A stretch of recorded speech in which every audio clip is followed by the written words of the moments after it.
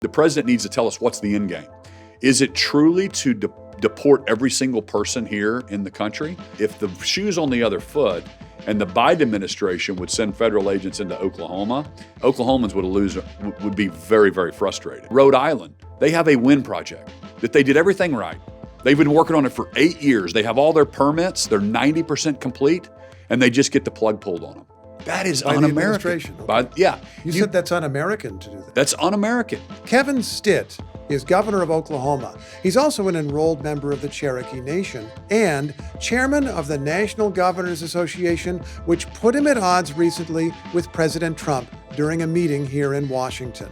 We had a conversation that ranged from immigration to tribal lands to Trump. Welcome to Washington, D.C. Thank you so much. I want to note that we are talking in the middle of the National Governors Association meetings. People will mostly see this after this is all over, but we'll just note the time, the place we are in time. And I want to begin with the controversy of sorts that you're in the middle of. What went through your mind when you first realized that the president did not want to see all of the governors in meetings at the White House that are very normal as part of the NGA? I thought, my goodness, that's such a wonderful time to be the chair of the National Governors Association. Here's the deal. The National Governors Association is bigger than a single meeting, and it was started in 1908 by Teddy Roosevelt. And Teddy Roosevelt was president of the United States, but before that, he was governor of New York.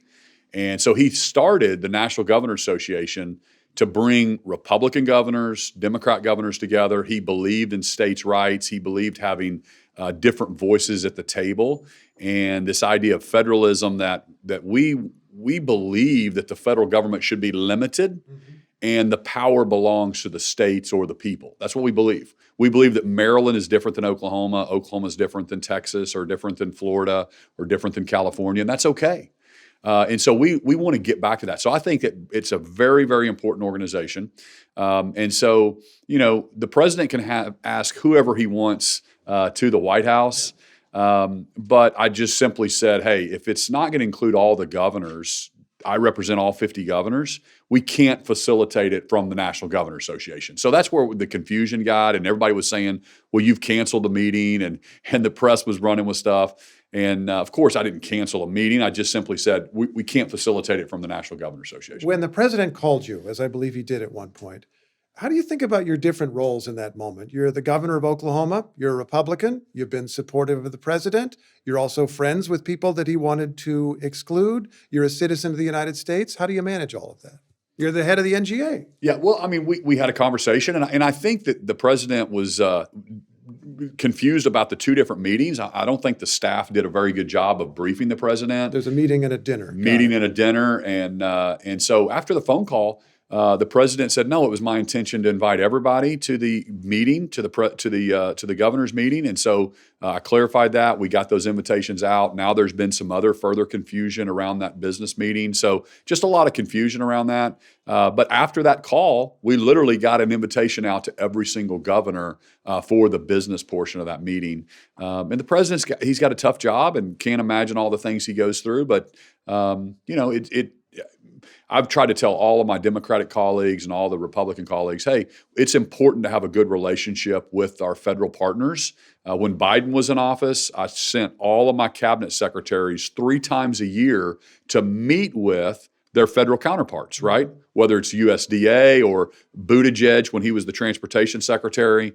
And I just think it's important that we have a good state-federal relationship. And so, obviously there's personalities and politics get involved, but the NGA plays an important role, and I hope that we can get past this. The president specifically included by name 2 Democrats, Wes Moore of Maryland and Jared Polis of Colorado. I've seen you with Governor Moore. You're friends. I can tell that. I don't know specifically about Polis, but I want to ask what you thought of the reasons the president gave for excluding first Wes Moore of Maryland.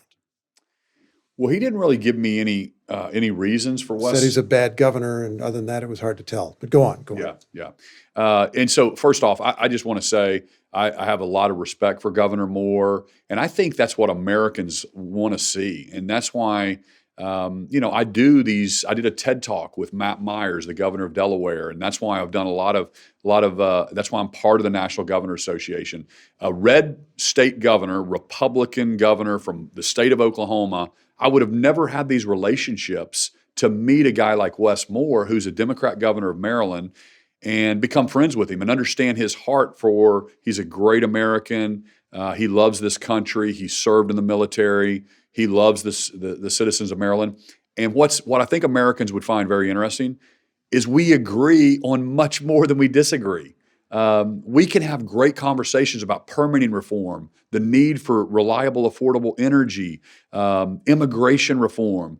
We even agree we have to have a strong border. And so I think that when people watch the news, they think that, there's 17% of the people that are on these fringes. Yeah. And most people think that that's where all of America is. But you know what? The Americans I know, the Oklahomans I know, they're just saying, Governor, I want the best education for my kids. I want the best infrastructure. I want the best healthcare system. I want the best economy. And I always tell Oklahomans, let's focus on those things. Let Washington, D.C. play politics. And let's make Oklahoma top 10. Some people took note that Governor Moore is the only black governor. Was that a role here? Was that a factor here? Oh, I don't think so. I don't think so at all.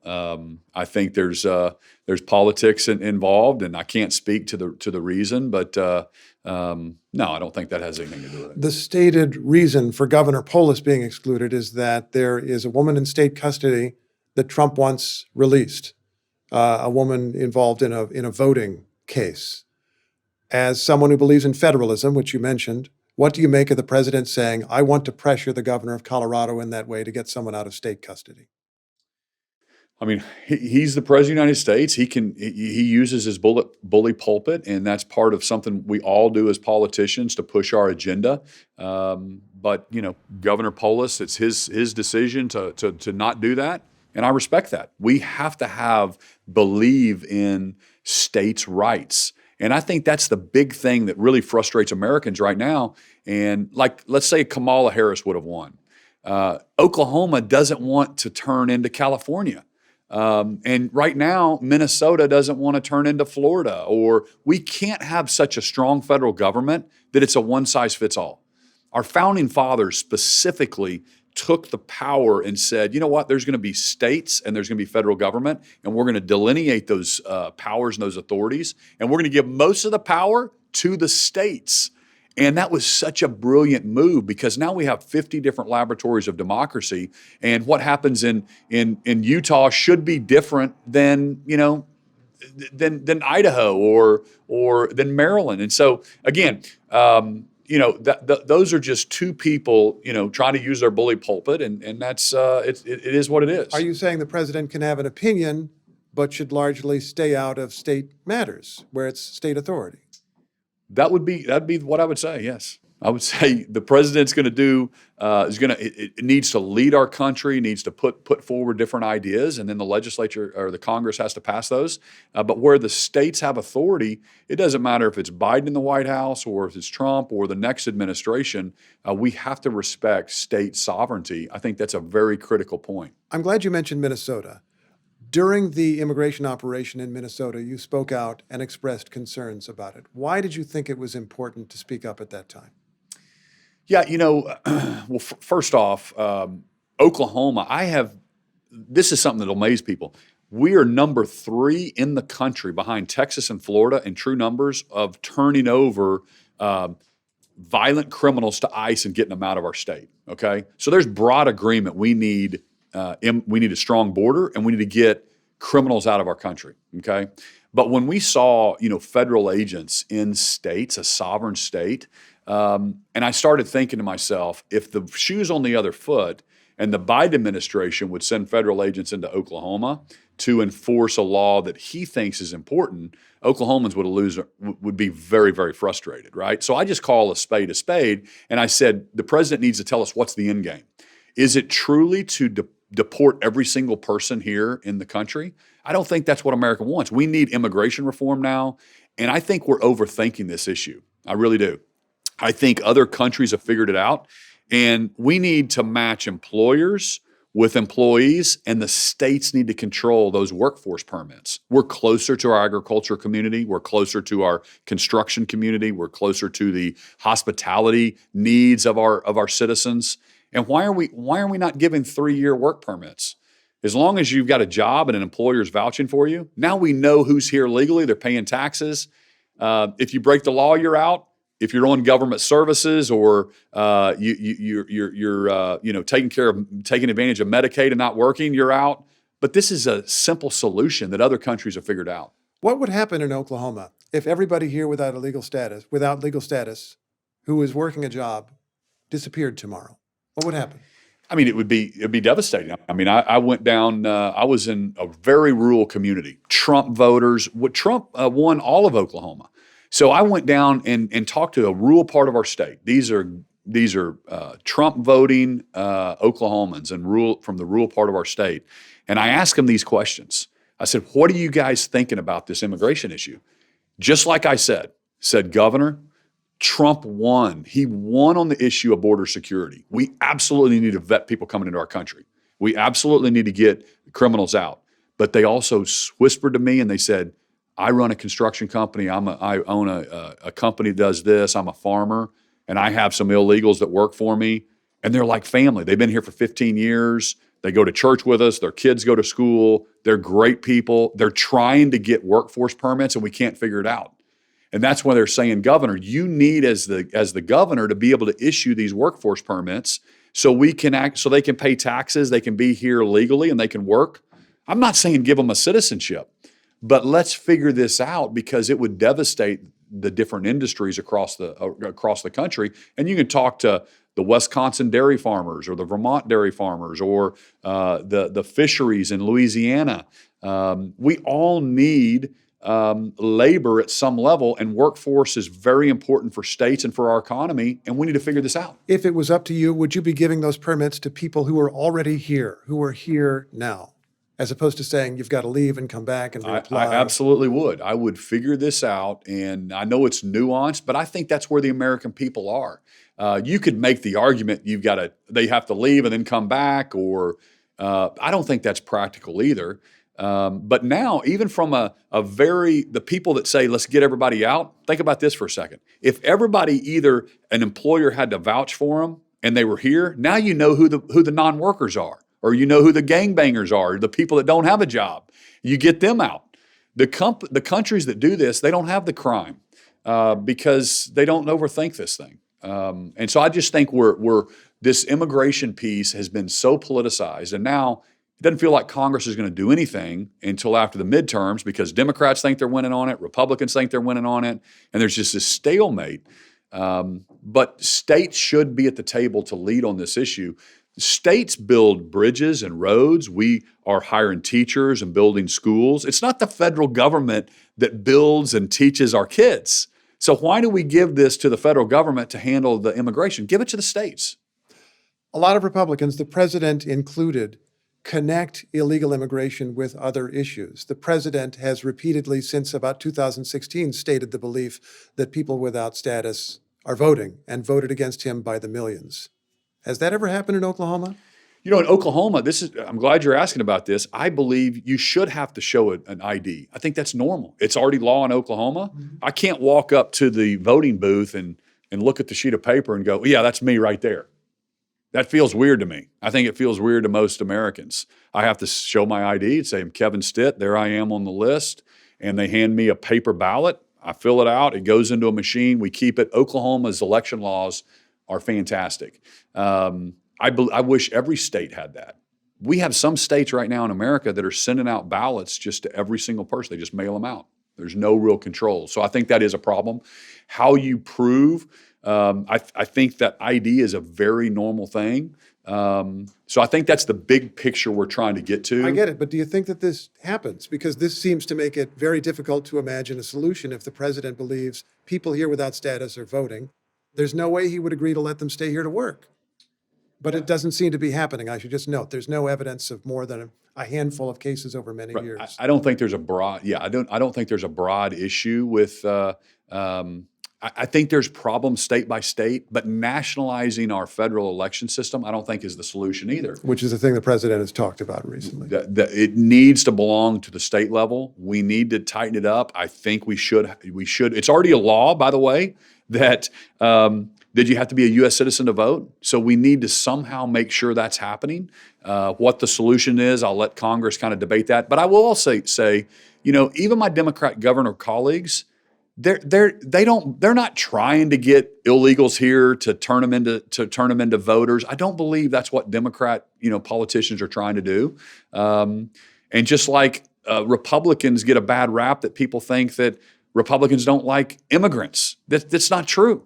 There's some common ground that if we can sit down together, we can figure this out. But politics drives you to your corners. How do you find common ground with people who are conservative who worry about cultural change to the country? That's their reason that they're worried about immigration. Yeah, I mean, this is a melting pot. It's been a melting pot for a long, long time. I get those concerns when we see what's happening in some of those communities. That's why we need to have workforce permits. And I think by the states, we have states' rights for a reason. You can choose to move to another state, I guess. Ryan Walters, who for a very long time was the superintendent of public instruction, that was one of his education positions in Oklahoma, made a move on immigration before he left office. And we'll just acknowledge for people not from Oklahoma, long history with Ryan Walters, went back and forth, ultimately had to leave office. But I'm interested specifically in Walters' support for an effort to require students in Oklahoma schools to disclose their citizenship and for the parents' citizenship to be disclosed. You thought that was a bad idea. Why? Yeah, well, first off, I mean, with our law enforcement, and like I said, we're number 3 in the country for getting illegal criminals out of our state in the entire country. And we've done this all behind the scenes, working with ICE. Like in our jails, we actually turn them over to ICE to deport them, right? So I'll say that off the bat. But we're not going to pick on kids. I'm not going to make a first grader a criminal. And so when I saw that happening, I put a stop to that. And I said, listen, there's nobody is going to go into use a kid as a pawn to try to get to a parent. I just thought that was ridiculous. We're going to educate young people in Oklahoma. And again, if we fix the immigration issue, this issue goes away. They're not a U.S. citizen, but they're here working, doing a job, whether they're working for Boeing or they're working for the local farm or they're working for, wherever it is, whatever the employer needs. I just think we're overthinking that issue. There's a larger question there that people debate, and there's one point of view that if somebody is here illegally or their parents are here illegally, the kid should not be in school because taxpayers are paying for the schools and it costs the state money, and you don't want to spend that money. There is, of course, this other point of view that a kid, if he's here at all or she's here at all, they should be in school because that's better for society. Where do you come down on that? Probably the latter. But again, if they were here and had a job, what is wrong with that, right? Do I want to take care of and have people on Medicaid here that are illegally? 100% not. But if you have a job and you're working and a company is vouching for you, that's the difference. Then of course we're going to educate the kids. They're paying taxes like everybody else. They're in the society. We need more workers here. We know that. We broadly know that. I mean, if you talk to the dairy industry, if you talk to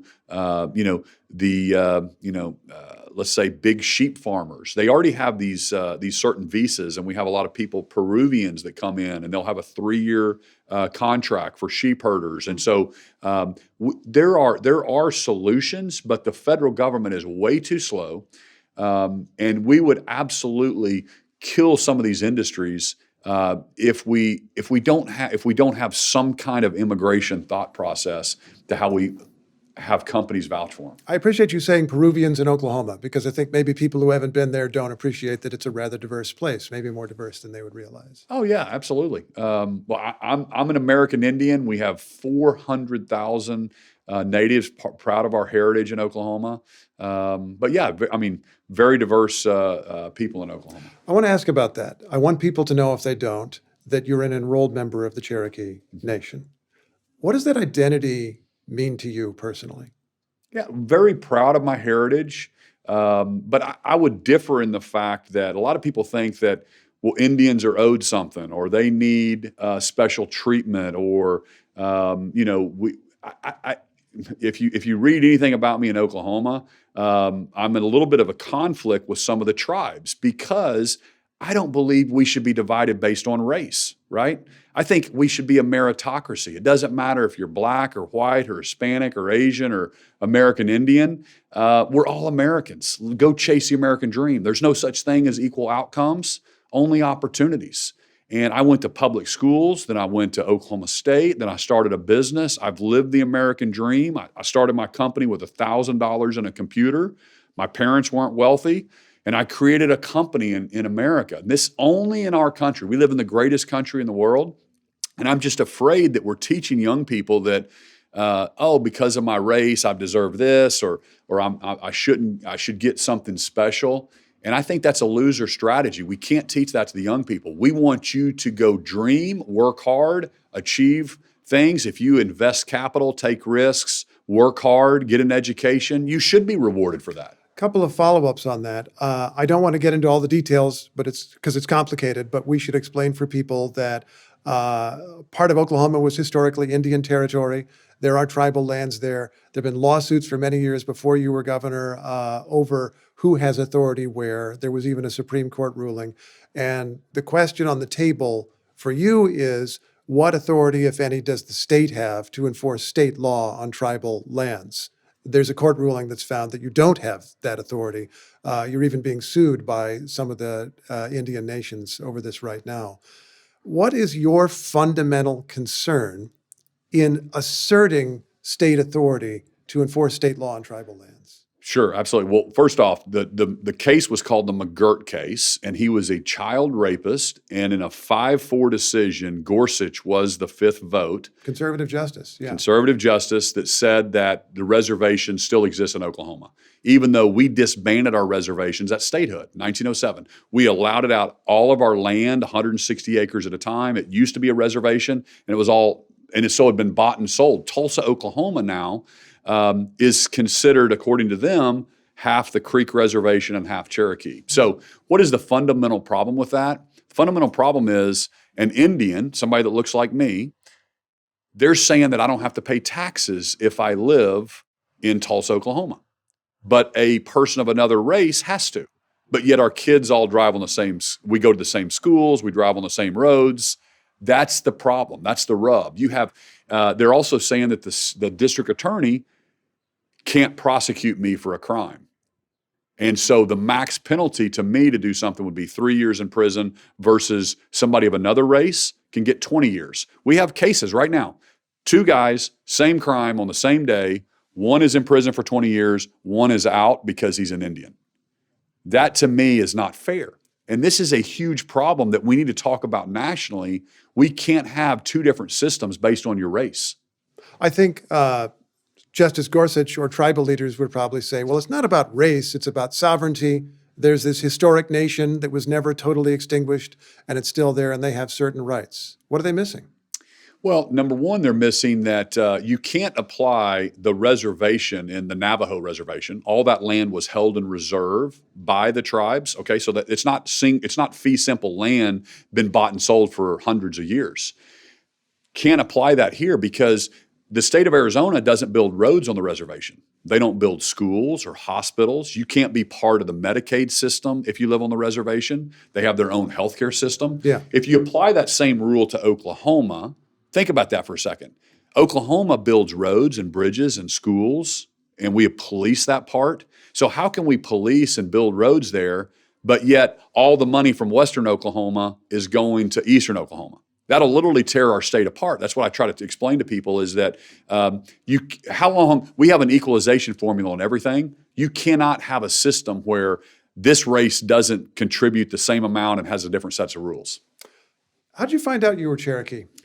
I've known my whole life. Like your mom told you when you were a kid or Yep, whatever? Yep. My cousins all rodeo in the Indian Rodeo Association. And so there's no blood quantum, right? So It's just that you're descended from people who were put on a list in the That's right. It was the Dawes rolls. And so from my mom's side of the family, Robert Dawson was on the Dawes rolls at statehood, and he had his blood quantum on there, and so I'm his descendant, and so I'm on there. So when my 6 kids marry your 6 kids, then now your kids will be Indian. Mm-hmm. So there is no blood quantum. All 6 of my children are, and now I have my first grandson. Congrats. My daughter, thank you. My daughter married a young man from North Carolina, and they met at Baylor, and so now we have. So it will just keep going is the point. And so I think it's an important question. What is race anymore? Right? We're all a little bit of something, and I just don't believe we should be divided based on that. How would you want Americans to think about other Americans that have different identities, whether it's Cherokees in Oklahoma or Somalis in Minnesota or any number of other people that we could name across the country? You know, it's so fun to get to know other cultures and other races and other people. Traveling is so good for us, right? Like Wes Moore, an African American governor from another party. And we like each other and hang out and we have the same interests. And I've invited him to go duck hunting in Oklahoma. And Did he come? He hasn't come Okay. yet, but we're going to. He's a big right. duck hunter. He wants me to come out to Maryland with him as They well. got ducks. They got ducks. Yep. Yeah, go on. And so anyway, when you break bread with others that are different than you, that grew up differently, I love that. I love meeting Kathy Hochul, and here's the New York governor that grows up totally different than a guy from rural Oklahoma, right? And so it's just so fun to meet them. We're all Americans. That's what makes our country so great, is that we are diverse and we all come and bring different perspectives to this idea that we believe in free markets and entrepreneurship. The American culture is amazing. One final thing. What conversations are Republicans like yourself having about the future of the party and what it should stand for after President Trump leaves the stage?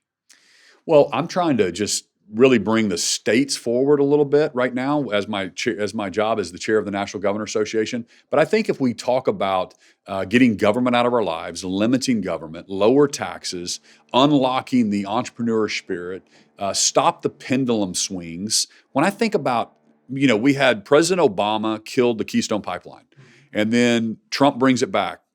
First Trump, and then Biden kills it again. Then Trump tries to bring it back. Well, finally, the developers are saying, forget this. I don't want to do it anymore. I've wasted all this money, and then you guys just keep changing the rules on me. And just like today, governor of Rhode Island, they have a wind project that they did everything right. They've been working on it for 8 years. They have all their permits. They're 90% complete, and they just get the plug pulled on them. That is By un-American. the administration. Okay. You said that's un-American to do that. That's un-American. We cannot be a pendulum swing where we are going back and forth and we're killing different projects based on our political views, right? I think America needs to get back to get government out of our lives, let businesses go innovate, meet the needs of Americans.